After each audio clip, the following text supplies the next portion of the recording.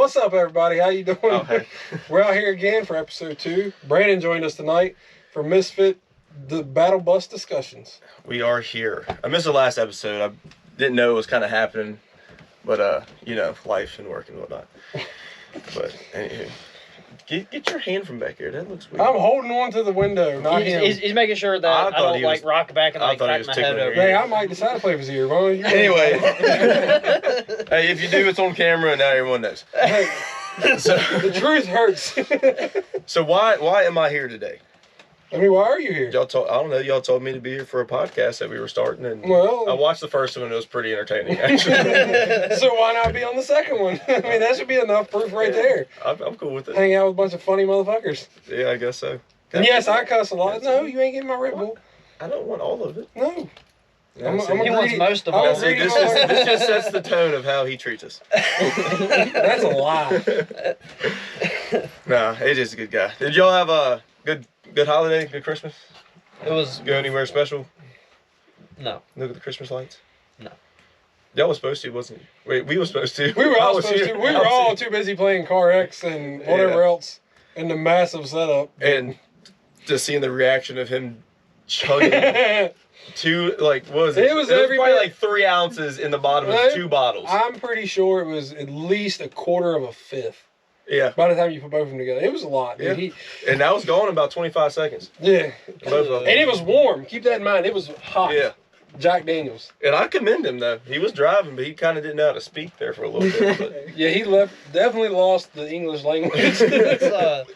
When he said he was driving, it took me a minute to realize that you were still talking about video games. Yeah. No, we would not let him behind the wheel of the car. We almost made him quit playing. Really? No, you actually started driving a little bit better, to be honest with you.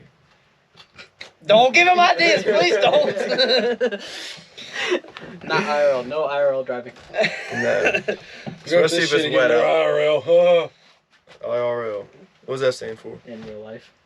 No. I had a whole other thing in mind, but keep that off camera. Anywho.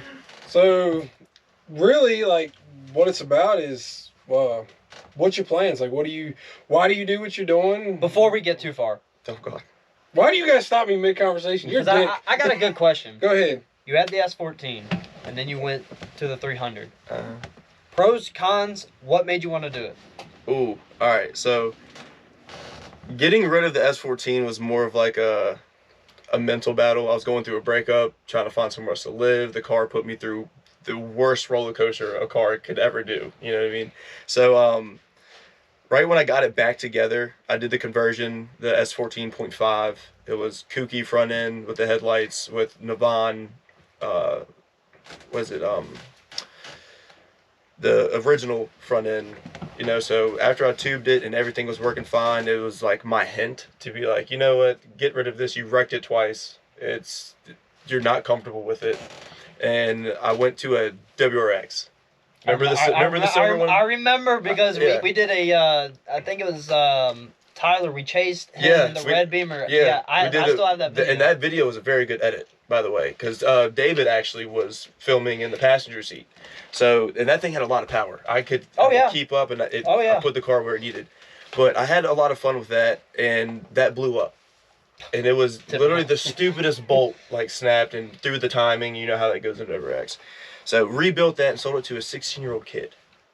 But he came in the garage, he helped me with it, he understood the vehicle. I couldn't just sell him a 400 horsepower boosted. He gave him an STI. Dude, I did. Like, it was a boosted built STI. And, you know, like, it's a team effort. I got the money from that, and literally, 3 days after that, I went up to DC and bought the Z.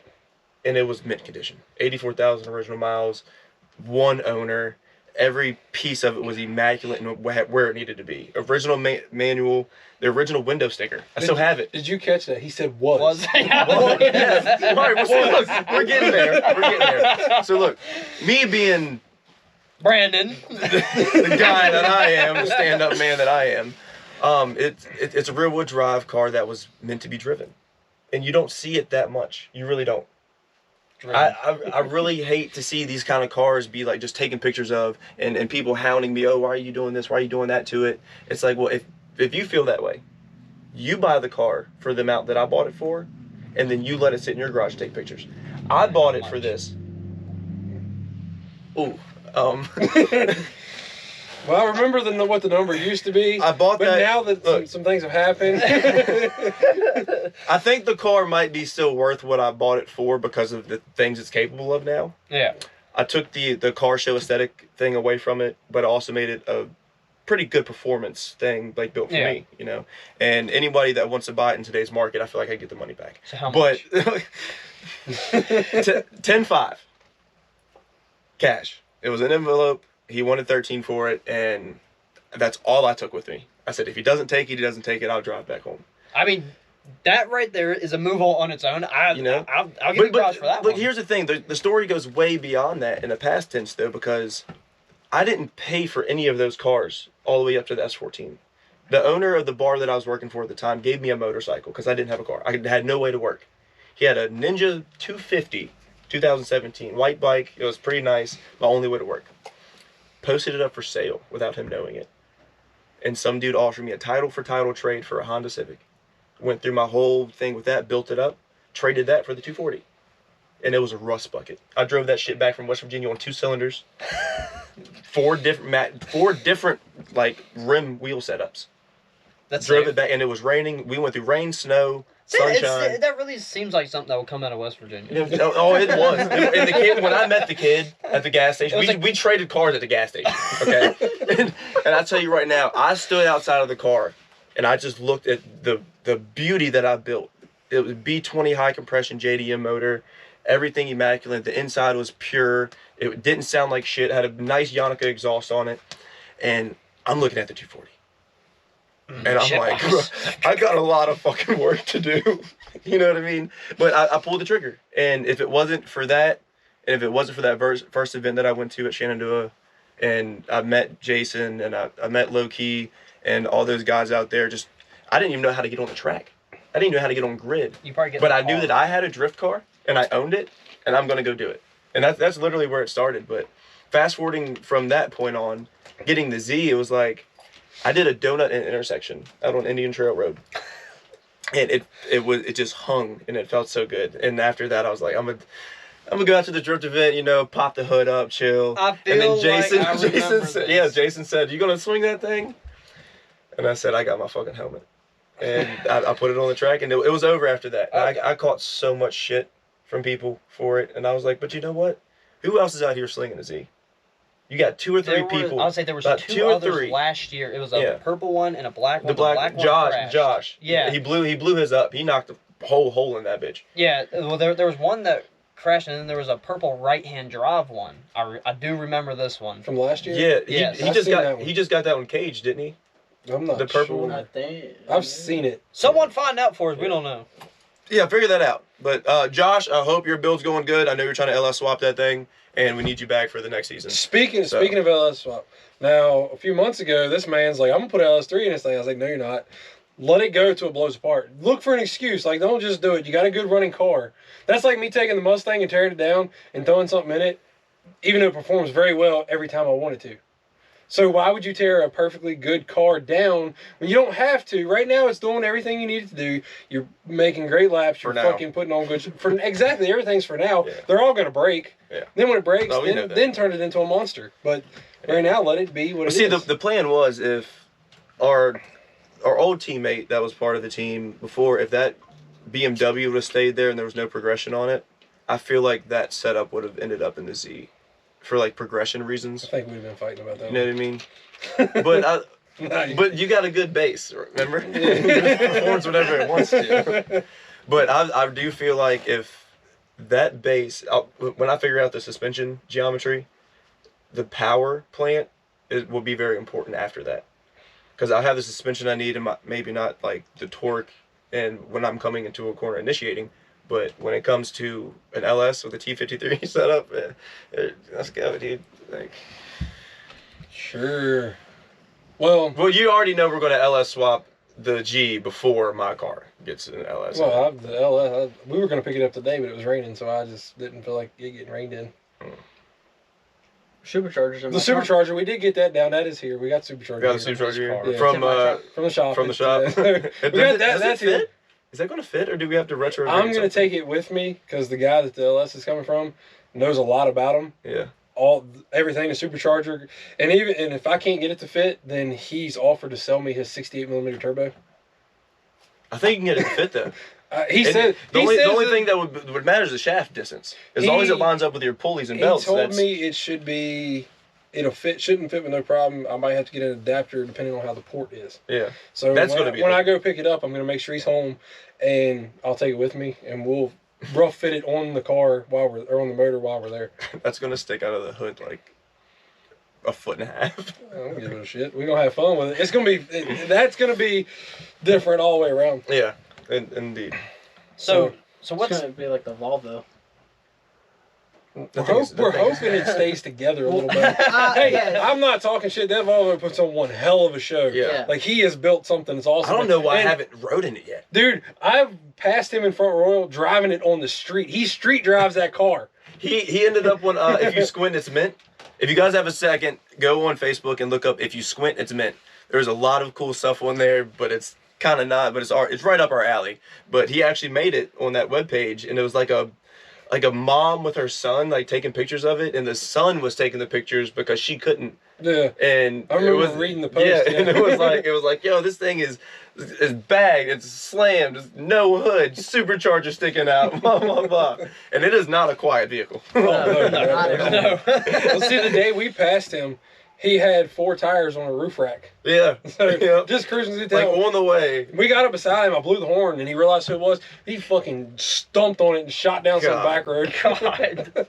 Jesus, man. Rattled everybody's windows. I feel like if that thing had a little bit more weight in the rear, he can control it. But I don't think he gives a damn about drifting. No, he just wants to go out there and wants sling to have that Well, fun. if you watch each time he's out there and he runs He does get a good line going. Yeah. And then, for some reason, I think his foot He gets gets a little that heavy. heavy foot. Oh, dude. You see the smoke and he's like, "Ooh, more!"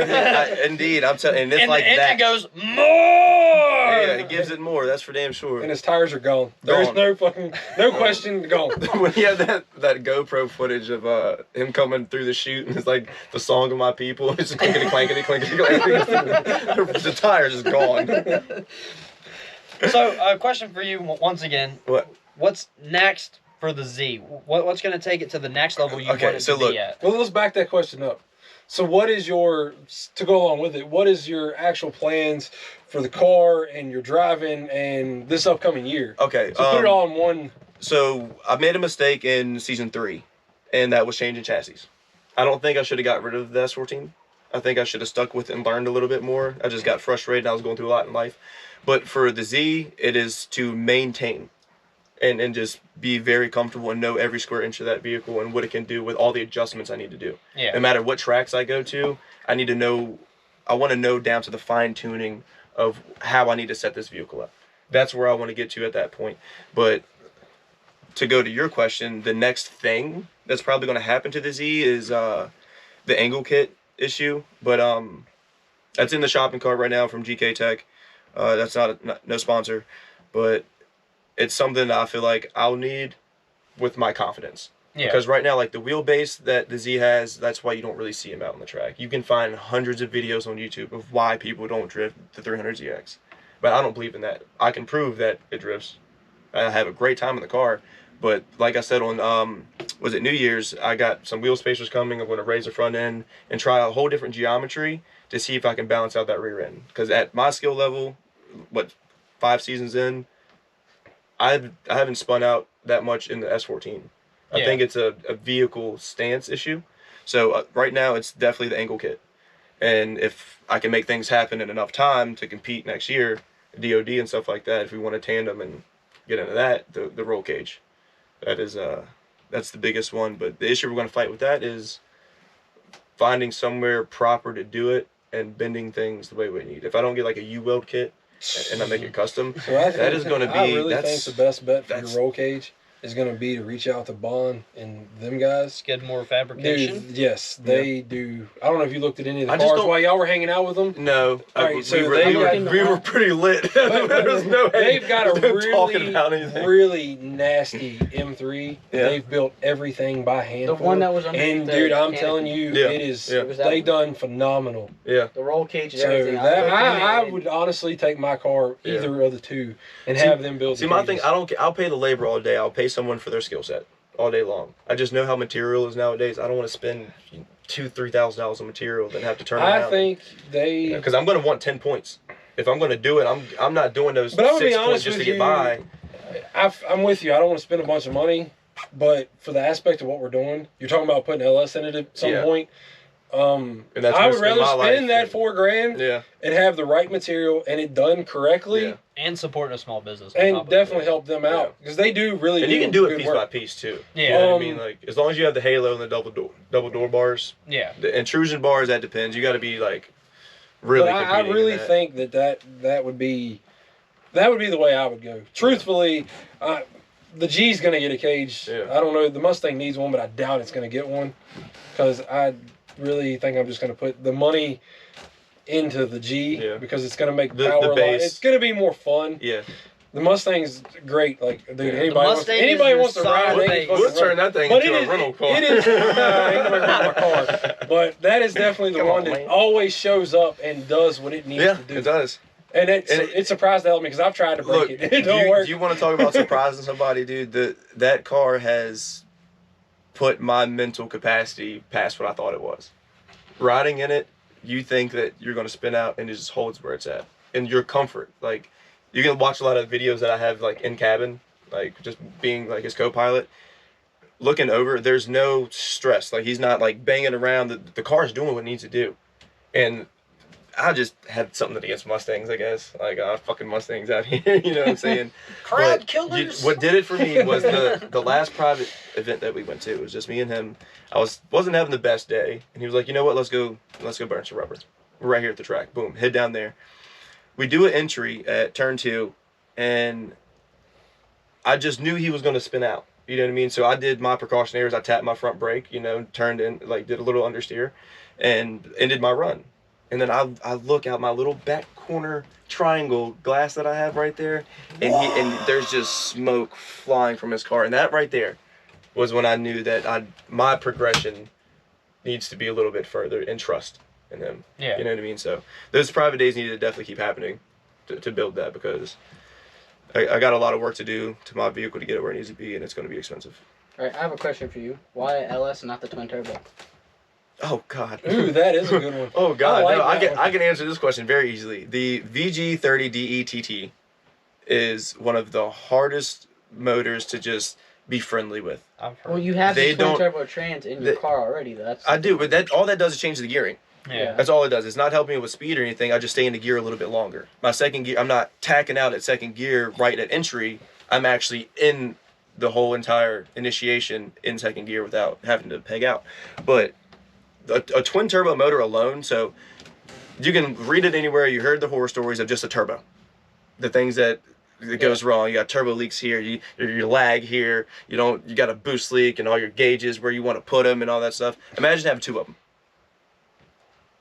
And this is a 1991 vehicle.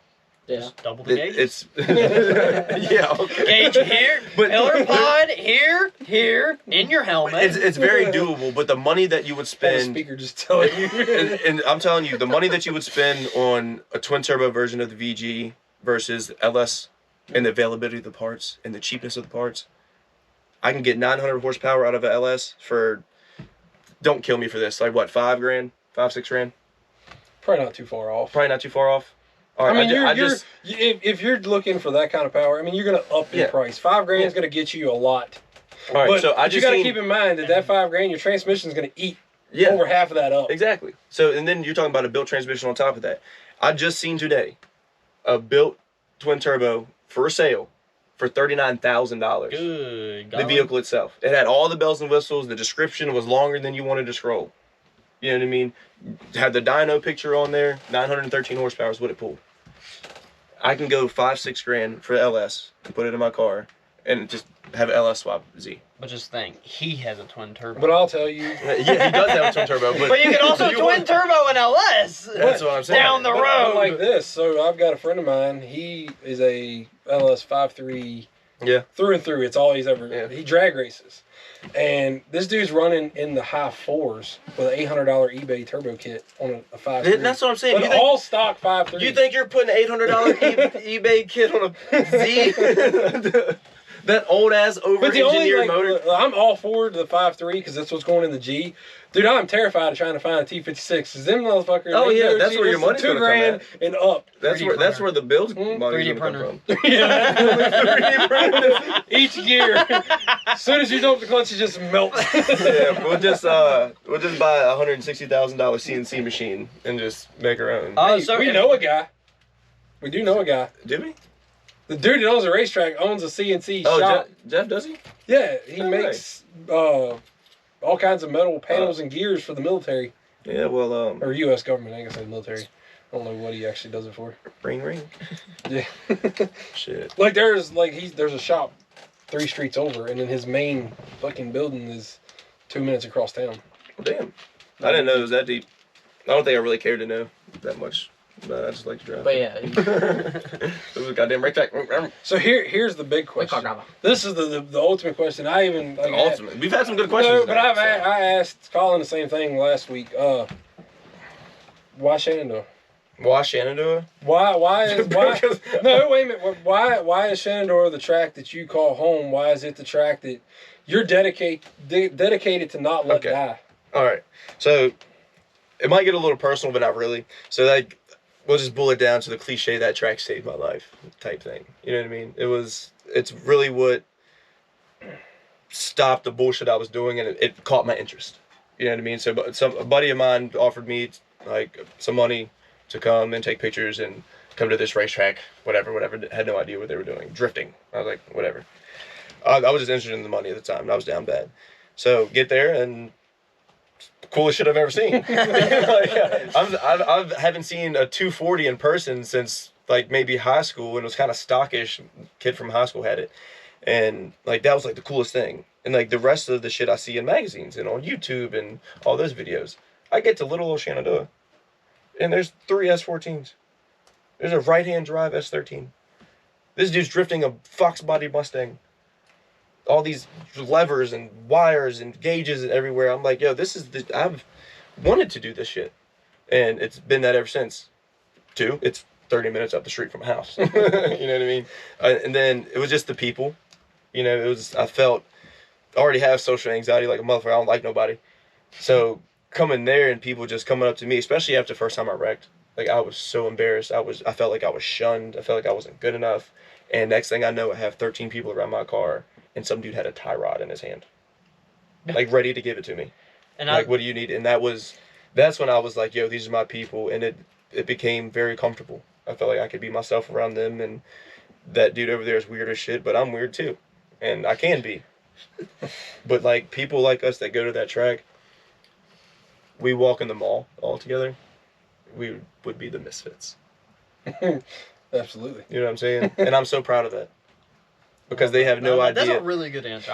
Now I've got one for you. And this is how Brandon and I, what I remember the most about Brandon when we first met was I had seen him at like 2 events. He'd seen me drive. But the 3rd event we came to, he walks up with a buddy and he's like, this motherfucker right here swapped his whole rear end out at the track and drove again before the day was over with. That's why I do this. I don't do it because I need people to like me or whatever. Nah, it was impressive. But it's one of them things where like when people remember you because you don't give up and you're here to do this, that's what it's about. Yep. And I think that's one of the things that really ties Shenandoah to a lot of us is that granted, I've started out behind a camera. Mm-hmm. I started out watching, then I got a camera, and then I've upgraded my camera, but riding with people and all that, it's seeing how this tight community actually comes together when there's an issue. It's little things like that I think really allow people to mold in with everyone. It makes you feel more comfortable and invited. It's an inviting really place. Yes. The Shenandoah is an inviting place, and it is the definition of grassroots. I mean, I made a I took a 6-second video, and I made a reel out of it, and this was back like 2 years ago or something like that, and it was a summer day, and it was a panning across the pits. Where there's people, you see cars driving by, there's people working, the mountains in the background. It's just, it's so in the moment. This is home. Yeah. We could travel, we could go to this track, that track. This is awesome. This is cool. But the experiences from home is really just what makes it. Yeah, a whole different track. Us. The rest of the tracks you just go to and drive. Yeah. Shenandoah you go to and you forget about everything else but being there. And that's what does it for me. And like I think that's why like just drifting in general, there's that like tunnel vision moment, like right when you're about to clutch kick into that first turn.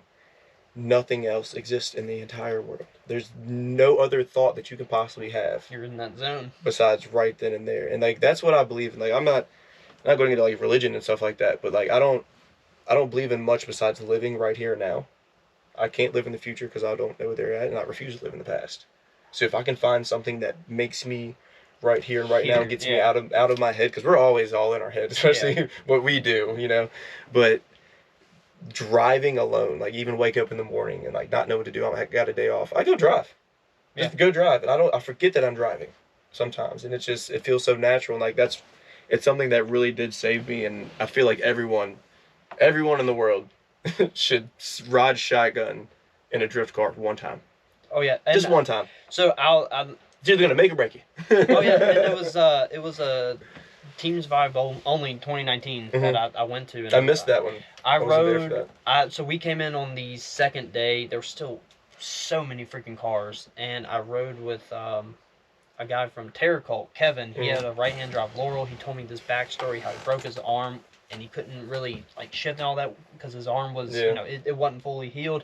And he's like, I just got a cooler car. It was a right-hand drive Laurel. He's like, I imported it. I've done everything. I rode with him, and dude, it changed me. That's what did it for you. And it's like, shift your manhood.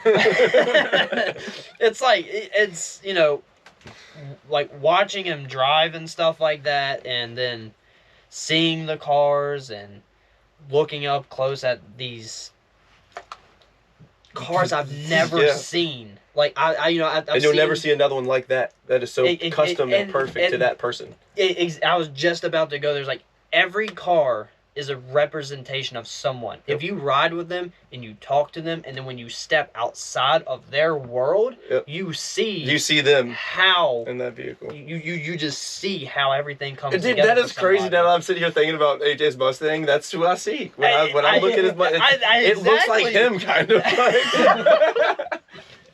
It really does. And then like even your Mustang without like the hood and the panels, it shows like you're no experience. You know what I'm saying? Like no real shit. Like his car is a representation of him as well. No hood, no panels. It's stock interior, stock shifter, stock whatever. He's out there doing it. That is him. He is no fenders. He is no hood. He is stock pedals. He is stock shifter. He is stock steering wheel. Until next season. You know what I mean? Yeah. And I'm just the black guy that drives a white car. Hey, we'll take that. And I'm just the Russian that drifts a truck. Yeah, which is badass, by the way. Like, I actually respect that build a lot, because a lot of people have a drift truck and you get in it and it's not like really a drift truck, but like the cage, the panels, the control panels, the fuel cutoff switch where it's at, like that's a real race car drift build. I really what I mean? Yeah, I would be interested to see what your truck would do in a straight line. I'm just curious. Like, it's gotta get down. I got you. It's gotta get down. We can put some slicks on that motherfucker. Send you in a line to see what it runs. We'll just put them on a straight stretch to the track, and what is that? A little over a quarter mile. You got time to stop. I got six brakes to do it. I mean, that's very. Yeah, you're running dual setup in the back too, right? Yep. Yeah. See, that's one thing that I do want to do, but that is pricey. Finding a set of rear calipers for a Z. People want a lot of money for this. So, I mean, and let me shoot you an idea. I mean, this is just speculation. Like, based off how much room you have, right? Because basically what we've done is we've taken the Ford 8.8, it's already narrowed, everything like that, and we've put the caliper brackets on, and we've just used stock calipers. We've For that rear, so I'd have to change the whole rear end? No. I'm saying, so we took the stock brake calipers, right, that are all, the stock ones, right, the same ones, and we just ordered another set, turned them around, and, you know, reverse the bracket.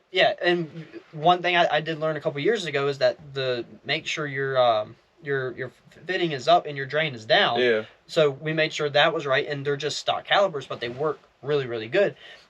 Could that be an option for you? Because I know for Z's and stuff, there's I've actually seen a lot smaller of calipers. Yeah, the rear calipers are pretty small on a Z. The front ones are the big ones. Those are the conversions everyone looks for. Yeah. Is getting those.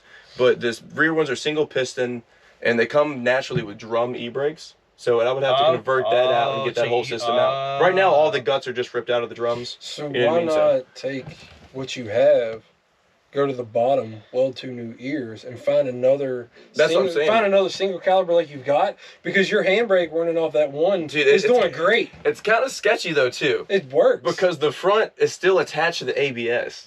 Oh, so yeah, so you need to take care of that. We still need to loop that out. All right, don't listen to that. All right, find the wiring diagram. I got some stuff to do. The scissors, snip. Bye ABS, and then you're fine. I think we just want to stay away from brake lines for a little bit, seeing the last catastrophe.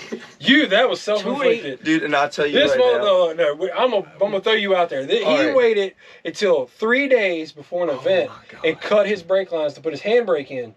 Okay, and that means custom plating. Custom mounting where it goes, fitting the brake lines, cutting the brake lines the right way, finding the right flare tool kit. 3 days. 3 days. So hear me out. So the day before, everything's bracketed in. He's good to go. He's like, look, I'm gonna swing by the shop.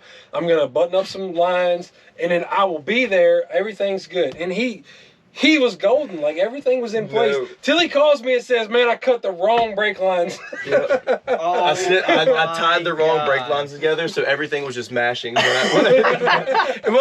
Look, mind you, you know how drunk I was? Do you remember that? Yeah. I was so hungover from that morning. And look, I'll admit this before they even put me on blast, all right? So I got discouraged and I quit. I told them to take me to the fucking track, and that's it. I wasn't at the track for 15 goddamn minutes. I said hi to AJ. I said hi to everybody. I seen everybody driving, have a good time. I said, you know what, I'm going to fuck home. And that's the reason. I left. And that is the reason. I apologize for that. I really do. That is the reason I didn't share my Red Bull, because he stole my Red Bull that day. I'm not sharing my Red Bull. But look, he come mad and I lost Red Bull.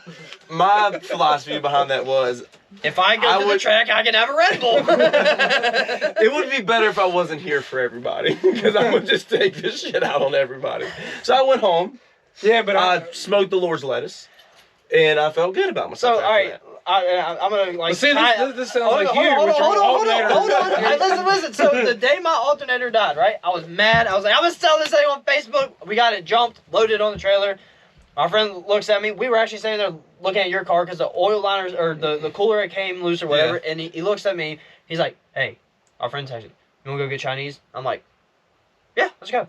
All you gotta do is feed it. Yeah. Go on. Chinese, great. I was there, but you know what? I even told AJ this. I was like, dude, out of self-reflection, I was driving to work. It's 1 in the morning. I'm like, that was really dumb. Yeah. I was like, instead of leaving and you get into yourself. Yeah, and you know what? I was like, I took a step back. I was like, wow, that was really. All right, so I got a question, and this goes for everybody. Everyone's got to answer this one. All right, you got 5 seconds to answer. How many times have you said out loud, "I'm selling this fucking car"? Oh, dude, you don't want the answer to that. You don't want the answer to that. More than 5? Oh, more than 10. Look, dude, I'm telling you, I'm gonna answer this question.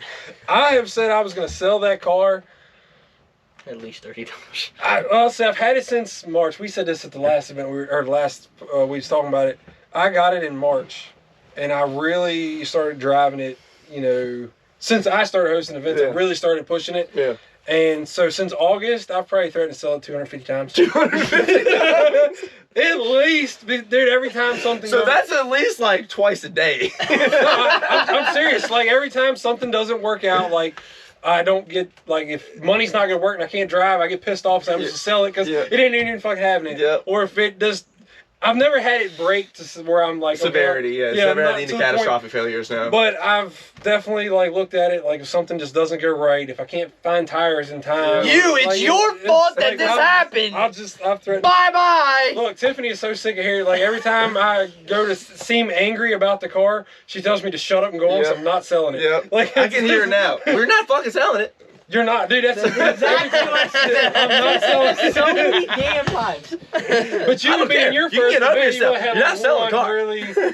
I think I said it twice. Only twice? When I realized, but he just really started. So when I realized it was dead, right? And I drove for an hour and a half. I was on the mini layout. I was just getting things figured out, dude. I was super frustrated. I was like, I'm sitting here in my head like, no, marketplace right now. Marketplace. And then I got out and I'm like.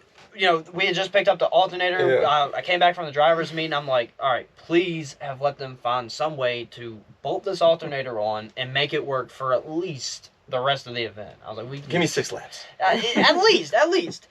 And they're putting it back in the box. And I'm like, they're putting it back in the box. Whoa. I just see it going back in the box. I'm like, oh no. It's supposed to be coming out of the box. It's supposed to be going on there. They haven't even taken the other one off. Oh, and God. like they apparently just took it out, put it over top of it, and they're like, no. So, you know, I immediately, you know, I took my gloves and I just like, I was like, I'm selling this. Marketplace. Needs an alternator, $5,000. Come and get it from the track. I got you right now. No. But and this is going back to what I was saying is like when I had my self-reflection, I was like, wow, that was really dumb. Yeah. I was like, what I should have done, step away, get a drink, take a snack, relax. Do a ride along with somebody. I should, you know, and I was like, you know, I could have turned that into content. I was like, you know, I was like, Mal, I really missed out. Did I just say meow? I really think I thought you said Mal, but we'll take me out, dude. Anyway. As long as you don't start purring, we'll be all right. You start purring, you're out. But anyway, I was like, I really missed out on making some content because I felt it's part of it. The day was dry. Yep. I had nothing. Yep. So, you know, in my self-reflection, I'm like, wow, so next time, what I'm going to do, something happens, take a break, get a drink, do a ride-along, revisit it. Because when we put the new alternator on, it wasn't the same. So we started, you know, bending stuff and all that, and it got to a point where I told my friend, I was like, look, we got to stop. I was like, let's just leave it alone. Let's come back tomorrow with fresh heads, new ideas. And we came back, we analyzed it, and we cut some things, re-drilled some stuff, put a new bolt in, put it on, made sure everything was right, started it, drove it around where it's at. And this was the day after the event. No. This is like midweek or midweek. This is like a week or two later, actually, because I just didn't want to look at it. Yeah. But, you know, it's unbelievable how true it is that when something's frustrating you, take and step look, back. You're also at that moment in the track, and you feel like there's this time pressure crunch clock on you to fix something. And you got all these cars around you moving around, and then such and such comes over and talks to you, and you feel like you just can't get nothing done, and it just gets more frustrating and more frustraring. Yeah, and I've been there, man. Look, and then the problem can't be fixed that day, and you know that your track day's over. That's kind of like the old Debbie Downer of the day, man. Yeah. Like the big one, you know. But sometimes go smoke the cigarette, grab you a Mountain Dew, spokesperson. And then try again the next day. You know what I mean? So it's not the end of the world, and I think that all drifters understand that. Shit breaks. Well, and I think when you're just starting out and it happens, and you're just like, you know, you get in that mindset where it's like, you know, this isn't supposed to happen. You know, it's a fresh build, blah blah blah. But you know, and everyone told me that's like, part of it. And someone even told me, it's like, look, you're taking the truck home in one piece. Yeah. I walked away and I was like, that's a very good point. You know what I mean? I was like, that's a really good point. It's not T-bone on the K-rail. So, and you know, it's little things like that you kind of take away. It wasn't a piece of driving I took away. It wasn't how to, you know, change tires faster. It was actually how to control myself and overcome some stuff. A stressful situation. And I you know, and it is stressful. I'm telling you right now, when things aren't working out and the car's just not performing, maybe it's too cold outside, maybe you just haven't figured out the right balance for your tire setup, and it just sucks. I've been ready to just pack it up and not say nothing to anybody. Go get some Chinese But that's part of it. That's part of the journey. So we got to come back. So how many times have you said it? Oh, I'm not done with it. Actually, I had something to come back. To this question. All right, you said about 2 times. Yeah. All right, but what about the build process before you even started the truck? How many times did you want to sell it during then? It's not that it's like I subconsciously knew it existed in the garage, but in the back of my head, it was more that we're gonna put all this money. I'm gonna go out there and I'm gonna crash. And that's gonna be the end of it. Let's just sell it now. You know how many cars? All right, look. Hypothetically, do you want to know how many cars I bought between 2021 and October, about 27th, the first 3.5? Like 20. I bought 20 cars theoretically. I was looking for something to get seat time in, and my uncle was on me about it. He's like, no. He's like, focus. So what happened was that was a lot of 2022 was, let's get this for seat time. Let's do this for seat time. Let's seat time. It was need to be focused. You can't do that on multiple chassis, man. You got to focus on one chassis. I know. So when 2023 comes around, we actually got together and we made a plan. It's like, look, every month, every other weekend, Dad's off. We'll go down and we'll work Saturday, part of Sunday. And any times we can't be down there, Dad was putting in time. So he probably wanted to sell it more than you did. No. During the build process. He really enjoyed it. And well, that's what y'all do. Y'all been building stuff for how long? Ever since you were a kid? Yeah. And ever since you can remember, pretty much. We went. Dad started circle track racing at Shenandoah, so he went, watched. Next thing you know, he's got a U card, and him and my uncles, they drove that for a good amount of time. So there's your attachment to the track. And I think I had a conversation with, I think it was AJ, it was somebody, where I actually broke it down. I was like, I was in the last episode. I guess you may have, whatever. I enjoyed being at I enjoyed being at the track, but circle track racing wasn't for me. So around like 2014, 2015, we just didn't go back. Dad started a new job, every other weekend, doing family stuff. Yeah. 2019, I come back in a different environment, something totally different, and I'm back at the track. Clickety clack. This is back at the track. I love this. That's a catchphrase now, so let's make sure we reserve that, get it on a sticker, Clickety clack, back at the track. But, at the end of the day, when we actually made the plan to come down every other weekend we could and start, putting in a lot more time, and I started, I took my GoPro with me every time, I kept it charged, and I made videos. I completed the build series. Episode 1 was almost 2 years ago. That's definitely how I remember you, is the camera. You were always in that media box, like in people's windows, like getting those up close shots. And now to see you behind the wheel is actually pretty gnarly. You know what I mean? I appreciate it. Did you have like a drift sim or something that you were practicing on before? And I think this was in the last episode. I started off on FR Legends in college, and I was like, this isn't enough. So then I got the $90 wheel from Walmart. Oh shit! Forza Horizon 4. The little bands in it, wore them out. Upgraded, I pre-ordered Horizon 5. I got a full sim setup, a seat, G920, handbrake, shifter, all of it. And I drove that forever. And I knew that it's not completely realistic, but it gave me a general idea. Yeah, that's what it's not going to give you those inertia and energy feelings and G-forces. But so October 27th was the first day we had the truck out, and we started small with like 2 trash cans, just figure 8s, learn clutch kicks, this, that, the next thing, and then the second time out was a private day.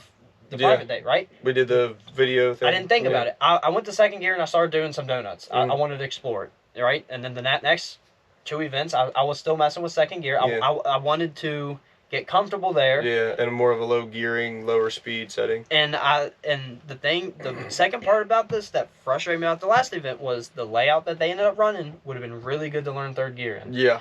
It was and the back, that's half. That layout was thankfully, we are going to be running that one, so I'll have my opportunity at some redemption. Do you think that if you didn't have the drift sim, you would still be as confident Or as you once you went out there and did the first donut or something, you'd be like, okay. So in the middle of the drift sim as well, I invested over $800 in crazy carts because I wanted to do it. I wanted to get the feeling. Yeah. I wanted to get as close to it as I could. Yeah. While keeping my mind off buying something super expensive just for seat time when my build is making really good progress.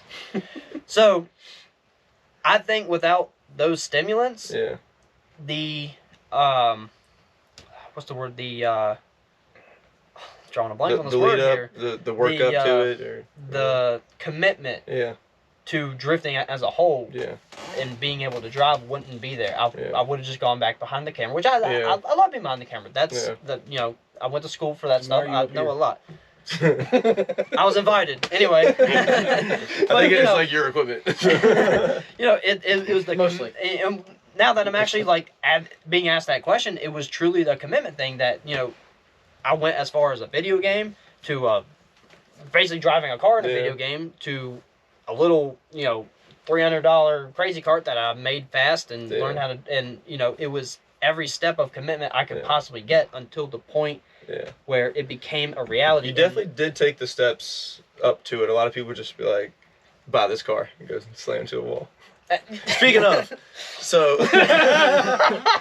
your first time that you strapped a helmet on and learned how to drive manual, you pulled that car onto the track. What did that feel like? Wet. I didn't drive that event.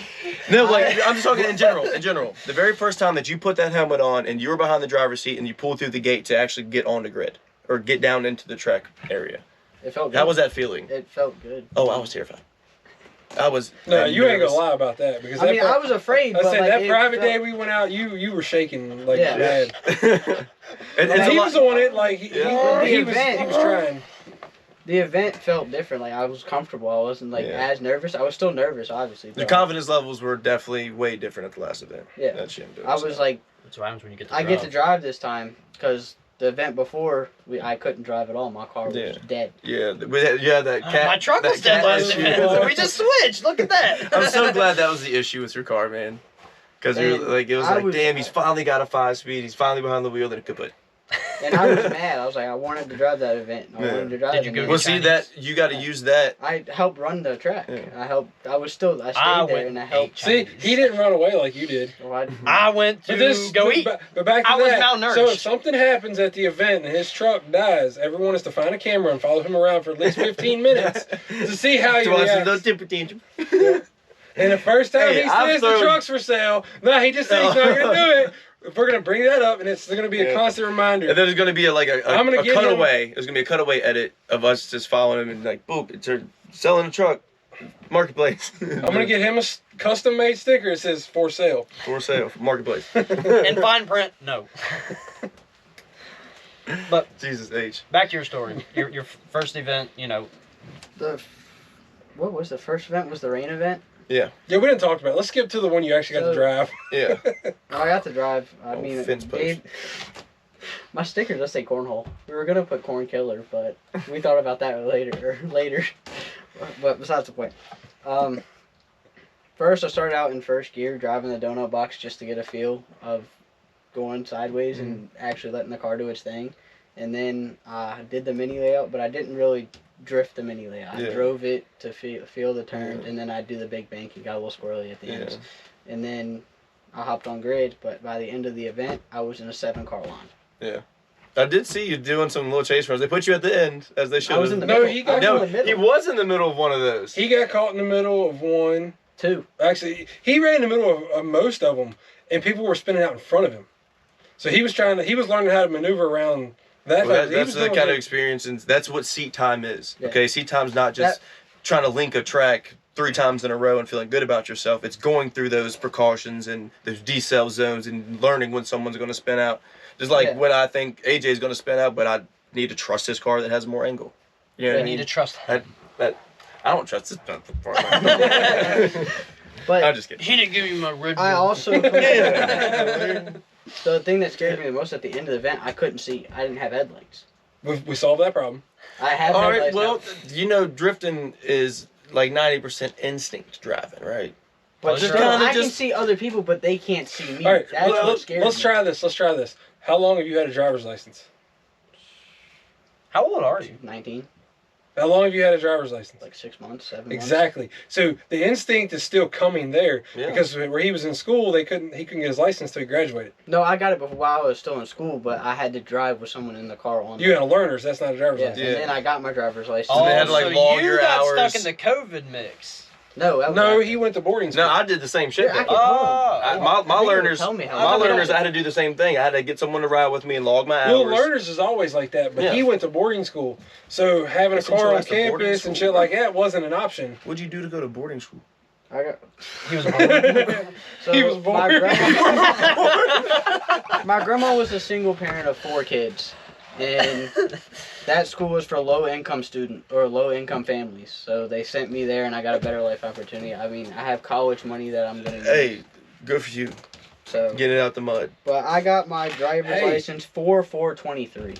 So see, he ain't had it a year. That's just You this got a year. 420 on your driver's Good license. gosh. Cool. So, but it's So like let's talk about something else. What's up with this spectator racing? How's this going to Spectator go? racing? so. All right, Wait, look, go so on. we're gonna put this out there. Hold on, My car's faster than yours, though. I'll I'm gonna let say. you put that. Hey, we'll fucking do it right now. I'll run mine My with a car flat got tire. headlights. So does mine. I'll run with the fucking one flat tire and still smoke your ass around that track. Yeah, tires would be on thing smoking, motherfucker. Don't destroy my rim. Fuck your rim. So, I actually got permission. We got a good following for that. I think We we need to make will. a little mock flyer and see how much. So really, Just have people show up to the track for nothing. since we're gonna throw this out there, Like an idea flyer. I had a sit down yesterday, which we'll talk about some of that off camera. It's really good shit. But we have the go ahead for the spectator racing because he told me he used to run them. Really? Yeah. I do remember these. So he used to have a few. I wonder if any of them are on YouTube. I wonder if he. Nobody. YouTube wasn't even a thing back when he was running those problems. Yeah, 20 years ago that wasn't. But that wasn't the thing. Nobody was trying to put that shit up. Yeah, no.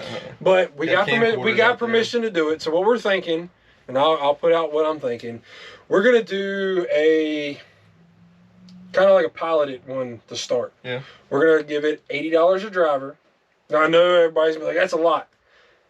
Well, Hear me out. technically, you're paying $80 for an opportunity to win 50% of the money back. Yeah. All of the money. Yeah. Winner take all, 50% of what's made that day. Yeah. That's not bad, actually. So all the drivers will pay $80. Well, 40 of that pays for the track expenses, and the other 40 from each driver goes into a pot for a winner take all at the end of the race. We're going to do a first and second round possible buyback for $30 to $40. We got to figure it out. Yeah. So that'll that'll be your opportunity to buy your way back into. If you feel like you were unevenly matched or you screwed up, you got to buy your way back in. I mean, it's racing. I am. So I ain't gonna have to buy my way back in. I'm winning. Yeah, right. We'll see. You want to call anybody out on camera? Well, hold on. Hold on a second. Now you're gonna like this, okay? So we're gonna run this winner take all the way around the board. Yeah. Basically, everyone's gonna draw the number. You match numbers. That's how it starts. You win, get back in line. You lose, go to the pit unless you're buying yourself back in. At the end of it, once it's all said and done, we're gonna open up. Each driver's gonna pay $20 for grudge match. If you pick any car, one you didn't get to run against, one you went against and lost, and you think you could have beat them, and they're willing to go. Each of you put $20 back up. Winner takes the 20. And winner gets half the money. Okay, that's not bad. In a grudge match style. I mean, you get your $20. And that's going to be after the whole bracket race is done. After the main race is done, I'm gonna try to get a trophy made for everyone. Yeah. And I've been all the research I've been doing, they do brackets, they do points racing. Yeah. So if we get enough people that are interested in actually running for points and running like a 6 or 8 race series for maybe in a bigger pot at the end of the year type thing, we'll figure that out. But I think that putting it up that you're going to win, you think about it, you get 10 people to show up at $80. It's a $400 pot. Yeah. Well, every time you add 10 people, it's $400 goes on the pot. Yeah. So you get 100 people to show up, it's $2,000 pot. Oh my. Motherfuckers are really going to be fighting for that. Yeah. All right. Well, we expect y'all to see y'all out there with your cold air intakes and your JDM speed coilovers. But the thing is, I'm trying to figure out. So a lot of the rules that we've read, technically, for it to be a spectator drag, the car has to be street legal. And insured. Has to be tagged and insured and legit shit. Then there's what it is. Do not bring your dad's BMW out of the garage to come race and total that shit. All right? Please don't do it. Or do it if you're cool. Do it and win, just don't wreck it, please. Because we don't need that. You will be signing paperwork before this event. As all of our events do. We actually do take safety pretty seriously, especially at Shenandoah with a lot of entry-level drivers. That is something that I hold dearly to me. I've even got on AJ and some of the other drivers there for just even driving on the track without your helmet on. Like, put your helmet on. You know what I mean? It's a respect thing that we're leaders, and we need to. That's why I do it when nobody's around. Yeah. That might be for personal reasons. What do they call that? What do they call that? Doing the right thing when no one's looking. Integrity. No, I'm gonna tell you. Integrity. I'm gonna tell you, like my dad always told me when I was young, do as I say, not as I do. So don't wear your helmet when no one's looking. Wear your helmet. Okay, I tell you that's what you need to do. Don't worry about what I do. All right, so see, he doesn't like speeding. With that being said, I don't like speeding. With that being said, when you come on the track, have your helmet on. Make sure it's strapped. Make sure it's strapped. Harnesses are tight, ready to go. You can reach your fire extinguisher. All right, that's something I hold dearly to my heart. We got you. Yeah. Well, when I went through a DOD, I don't want no one else to experience that. That was scary. I did not hear the story. You didn't hear the story? He did it at the driver's meeting, but you might not have been there. You was broke. That was I showed up like. Yeah, you missed the second time. No. I showed up as I walked in and stood for 2 seconds. All right, let's go. Yep. So I missed everything. Yeah. So you shouldn't have been in driving. Well, at Summit Point, we were up on Jefferson, and there's. What freaked me out also was there's no one else was running that track at the time. I think there was one other car with me, and he was at grid at the time. So it's just me, and I feel the car kind of like, I'm not going to say shut down on power, but it just lost power. And what had happened was coolant at the end of the day. But with my trans tunnel having a lot of the holes in it, and those E-fans, there's 3 E-fans spinning at full power, was blowing all of that smoke in the car. And to me, just instinct, smoke equals fire. And I couldn't even see the steering wheel to get the quick release off. You know what I mean? It was that thick. So to me, that was a fire, but I didn't smell anything. I think that's kind of what like kept me in the car for a second trying to figure it out. But at one point, I do remember reaching for the fire extinguisher. And since I have that new Recaro style seat, I couldn't reach it. It was behind the passenger seat. And so now I feel like I just wasted 7 precious seconds trying to get to that. You know what I mean? Even though the car wasn't on fire, to me, like my brain was telling me, you need to run through your precautions. I ripped the belt off, I opened the door, and I pretty much roll out of the car. And like I'm looking, like immediately I'm looking everywhere. And can I get to my fire extinguisher now? Like is the car too far gone? You know what I mean? Come to find out, I overreacted, and it was just coolant smoke. But was it was it really an overreaction? I don't think so. I think being prepared and having that mindset at all times is what, kept me in the fight. You know what I'm saying? So if I would have just freaked out and just jumped out of the car and didn't go through my precautions, you know what I mean? A fire extinguisher wouldn't have been mine. Yeah. It would have been escaping and saving yourself. You know what I'm saying? I have practiced, especially with that new seat. I don't have harnesses yet.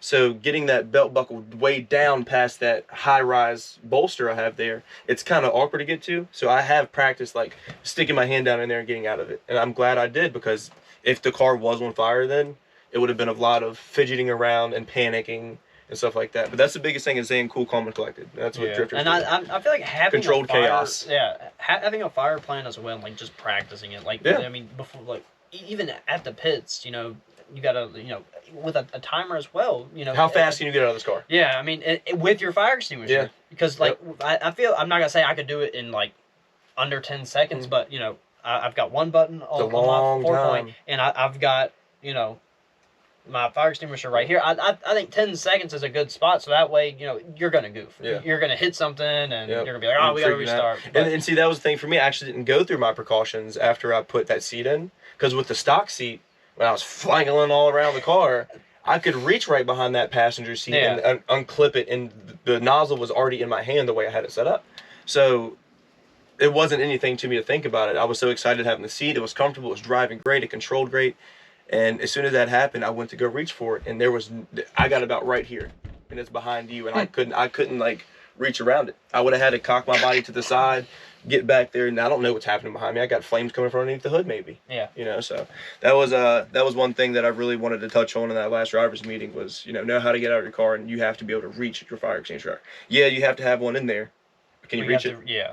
You know what I mean? Can your A driver reach it? The person you're giving a ride along to. So do they know how to get out of this vehicle? And that's actually a perspective I never really looked at. I mean, for them, like I guess for like a rider, get the hell out. Yeah, just get out. Don't worry about me. Don't worry about the fire extinguisher. Just you get out. And I think that's why that's where it comes down to the driver practicing. Yeah. That. So it's like something happened. Get out. While you're, get out. You're doing your thing. Yeah. You just get out, get away. If you can't reach over and snag their release or whatever it may be. But, and that's actually not a perspective I've ever, seen. That's something that a lot of people need to think about. Can you and your driver safely, or your A driver safely get out of that vehicle in under 10 seconds? Yeah, and one of the things... Depending on the fire. If it's a fuel fire, you got 6 seconds. One of the things we did as well was, and most people put, like, their switches and stuff here.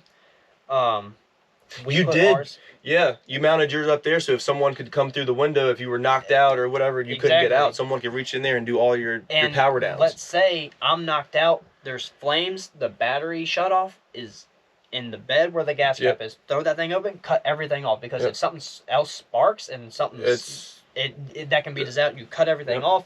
Grab the just rip me out.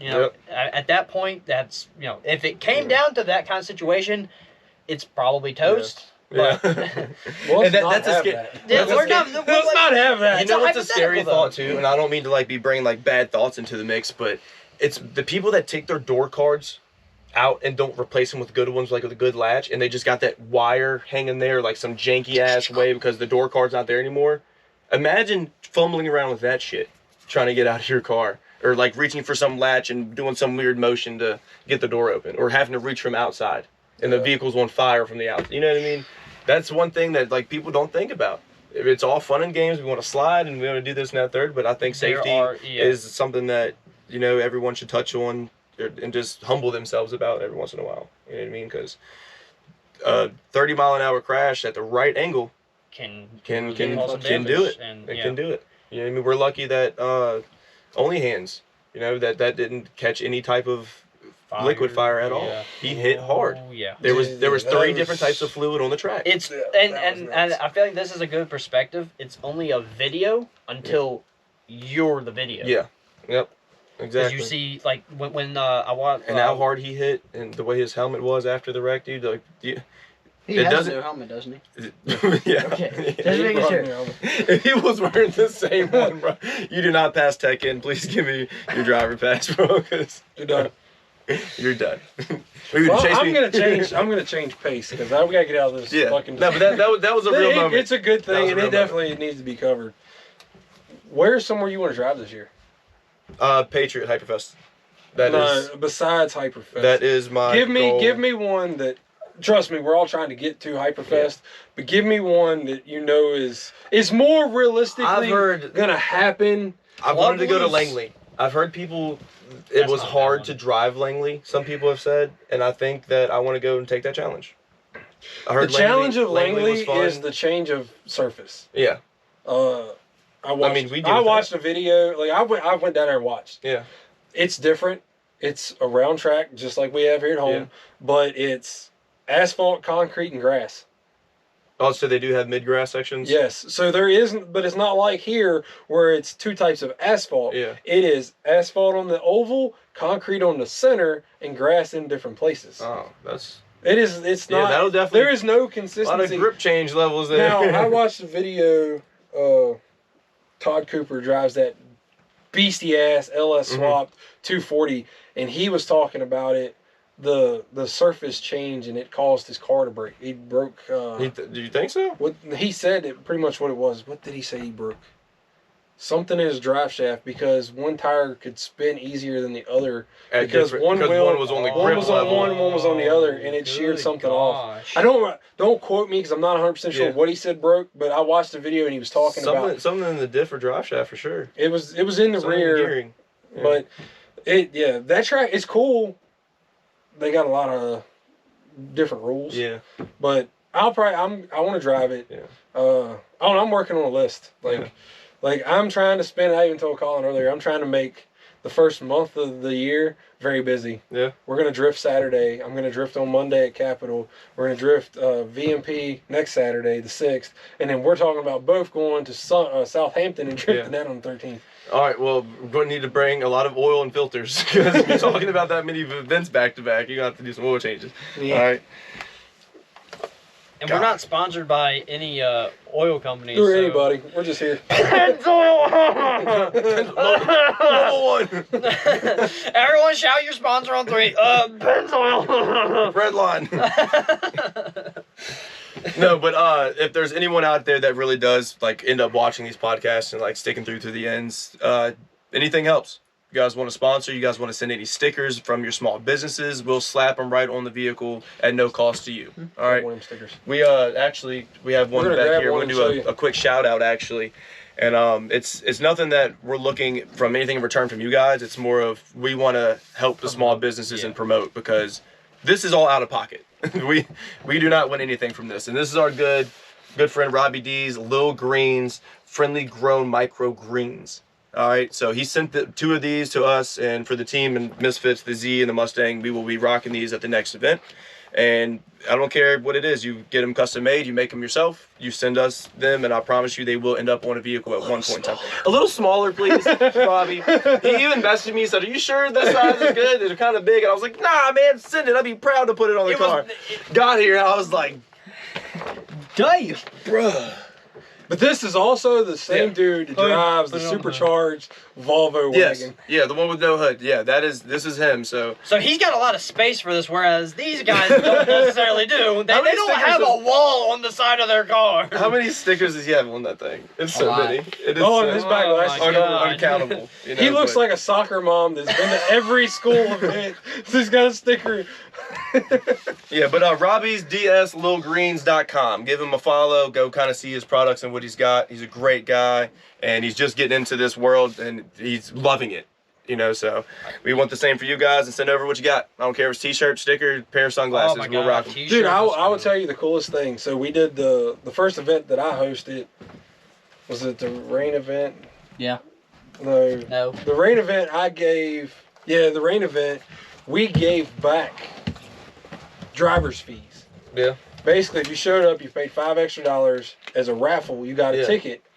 Definitely keep that going. And he won. His first event, first time out, he won. Yeah, he did. Yeah. So that was cool. Even though he broke his car, so it worked out great. Yeah. So a little less insult to injury on that, but yeah, he made it through. Kind of like you, about an hour and a half, 2 hours, and it just I don't remember what happened. Power steering. No, that was a different event. Dude, he has had an issue at every event, and that belt will not stay on that supercharger. He goes. What do you expect, man? That thing is putting out some damn RPMs, man. But what did we gave away? We gave away 2 the Mamma Mia's. Yep, 2 gift cards, stuff like that. And it's from 7. I ain't gave nothing. Nobody else really giving anything. Yeah. But that's pretty much just for you guys. But this event we did if you pre-registered for the event, we custom ordered our Flash Me stickers with whatever phrase or name you wanted on it. And I guess I'll spill it. We was able to have it say corn killer. So you're going to have a Mustang that is known as being a corn killer, not a crowd killer. So let's keep it that way. Finally, we got one that's not taking out the homies. But yeah, that was luck because they got shipped out today. We was able to catch her before she finished printing them all and get it fixed. Yeah. So that was cool. Okay. If you are corn, we apologize. If you are corn, if you have a sticker of corn on your car for any reason, watch out. I live life on the cob as it is. Right? But what I'm saying, so did y'all happen to talk about this incident in the last episode? Yes, we explained the whole thing. All right. Did you get to explain your side of it? What happened? Oh, Like, what happened with your feet down there? He explained The steering wheel. I don't know what they was doing, but they was doing. Well, okay, I'm learning to drive 5-speed and drift at the same time. So I was. And At that driving. moment, you shouldn't have been drifting though. You were just learning that was a straight drive. So I was driving straight, and I went. This was like at least an hour before the track even went we live. told him to go warm up. And I know. And I downshifted into first, and then You went from second to first gear in a downshift. Yeah. All right. So and then I went. Wait a I minute, was turning, and I went. Why into was you second downshifting? Is the to question. do a To do a U-turn. And then I shifted like at the end of the turn into second. In the car, since it's the dip swelled, it just kicked sideways. So basically he's telling you mid U-turn on a wet road, he grabbed second. He grabbed second. And dumped it, and that's all she wrote. And then he went this way and got scared, overcorrected, went back this way and down to the pitch. Okay. All right, there it is. He was And hungry. and the thing is, you couldn't see that really until they cut the corn. And now that you drive past it, it's like, yo, who that fucking defense? It's bad. Just so there was corn stalks and everything in the fender well. Did you at least good. get a cob of corn to take with you as a souvenir? No, he did not. Actually, it was cattle corn, so it wasn't even sweet corn. It was useless. Oh, well. But anywho, your car's still alive, still early working. start of harvest. early It's not ready yet! It's got a hood on it. It's got hood pins. I just gotta drill the holes, and it's got headlights. Look at you. You know what's next? Headlights. Fenders. Well, I told him. lowering I the told car. him that if we could eliminate suspension. if we can eliminate everything outside of the fenders, get them inside, then he wouldn't have to run fenders. Yeah, no. We're not to worry about I like the hood. You got to have the hood. Yeah. Because you need to keep that shit contained. Yeah. The fenders, there's enough. Fluid There's shit. enough body panel there without the fenders. There ain't much that to you're good. contain, but just something under there to keep. You need to under keep there the corn down there, not up in your face. But he's gonna be driving one day, and there's just gonna be one kernel that just goes. Next thing you know, he's on a cornfield. You need to invest in a GoPro that's always on in that car so we can get that on video. I swear to God, if you pop a kernel of popcorn, I'm gonna have to put one somewhere on his car just so it does it. Just line them all in the But radiator. this event, I will have the hood on the car. Good. And he's got headlights, so that's gonna help. So we're camping out. Are you off? Did you Yes. get that? You worked it out also. I am off on that day. Okay. So we are going Friday to pick up the lights. Mhm. They are locked. We're good to go. Friday night we'll test them and see how they need to be angled to make sure they're right. We're gonna just put them in the media box. We're gonna put them in the 2 media boxes on the Corner grates. for corner, right? They are supposed to cover up to 1 acre per light. Yeah, that tracks what? That oughta- 5 acres total. The whole- 4 acres. I the think track it'll be itself? great. I think the whole inside of the track ain't, but maybe 2.5, 3. Okay. Yeah. But the you can placement, get one up and on it's top like, of the and Connex, it's then. basically 4 lights that we can angle different directions. As long as we cover the majority and everybody's got headlights like they're supposed to, we'll be good. I think that's gonna be part of tech, and you have to have operating. Well, Or hazards. I've One of the mentioned two. it. Nah, you gotta have headlights. Is it headlights? It's gonna have to be headlights I don't because have hazards. the biggest issue was a lot of, like, when we were running those 10 Lines. cars, if someone with no headlights is in the middle, well, that lead guy has no clue they're there. Yeah. And if they spin out and you can't lose see the vision of their taillights, Yeah. then you don't have a fucking clue where they're Yeah. at. And my problem, And you have a I was dark in a car, black too. car. Yeah, being in a black car doesn't help. Yeah. Or any dark colored car, it makes it worse to try to see at nighttime. Like I told you the other day, white is right. That's right. No, That was give me horrible. that. That was Give me that back. No, motherfucker. We're not. No, white is right. You put that back down. For the right car color. Brown for now. Look, look. He's half and half, so it doesn't matter. It's right either way. A mocha. That's gonna be my next event sticker. He's the unmixed chocolate milk. You know, you just put the syrup in. I'm the unshaken yoo-hoo. All right, guys, that is it for this episode. Oh, and I've got abrupt endings, huh? Oh, hit the brakes! Someone should have warned us. No, Good but God. that being said, one more thing on the episode before that I got to watch. You can say "stop blowing fucking bubbles" in a angry voice. Oh my God! Here's the idea behind it. You can't yell.